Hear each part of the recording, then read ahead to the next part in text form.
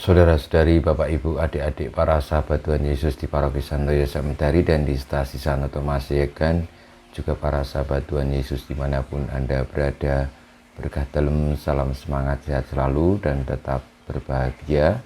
Marilah kembali kita belajar ilmu sejati pada hari Rabu tanggal 25 Mei tahun 2022, hari biasa pekan ke-6 Paskah.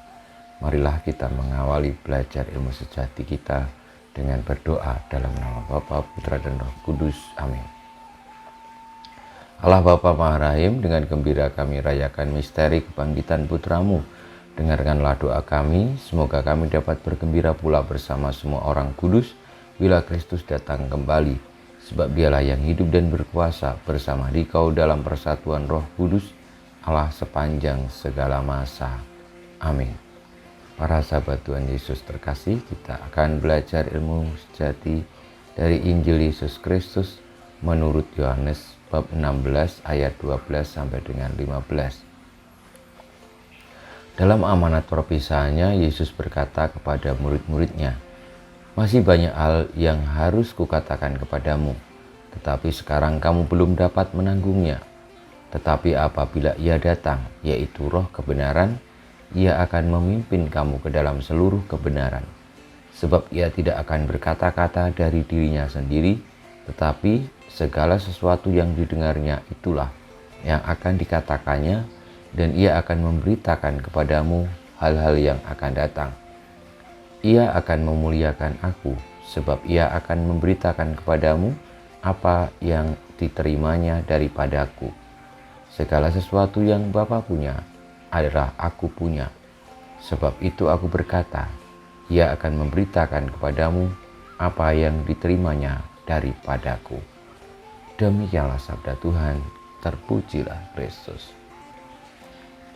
Para sahabat Tuhan Yesus yang terkasih, dalam amanat perpisahannya kepada para muridnya, sekali lagi Tuhan Yesus menjanjikan akan datangnya Roh kebenaran yang menuntun para murid, orang-orang yang percaya kepadanya, kepada seluruh kebenaran. Di dalam hidup ini seringkali kita bisa menemukan peristiwa-peristiwa yang menurut kita ini berdasarkan hal yang benar, atau juga peristiwa yang karena hal tertentu lalu menjadi tidak benar. Itu semua yang menuntun atau yang membuat kita bisa menemukan mana yang benar dan yang tidak, itu adalah Roh Kudus. Dan kebenaran itu tunggal, artinya bahwa menjadi bahasa setiap orang. Hanya saja untuk dimengerti seringkali kebenaran itu bisa tidak tampak langsung, karena bisa jadi hal yang tidak benar itu mengelabui pengetahuan manusia ataupun hati manusia. Maka marilah kita di dalam hidup ini senantiasa membuka hati kepada Roh Kudus yang akan menuntun kita kepada seluruh kebenaran, yakni terus-menerus selalu mengupayakan hal yang baik, yang benar, yang sejati, yakni Tuhan kita Yesus Kristus sendiri. Karena Tuhan Yesus tadi bersabda bahwa Roh Kudus akan mengatakan apapun yang didengarnya dari Tuhan Yesus, dan Tuhan Yesus menyampaikan itu dari Bapa, sumber segala sesuatu. Marilah kita mohon berkat Tuhan, semoga oleh karena Roh Kudus hadir di antara kita yang telah dijanjikan Tuhan Yesus, kita boleh untuk selalu hidup di dalam kebenaran.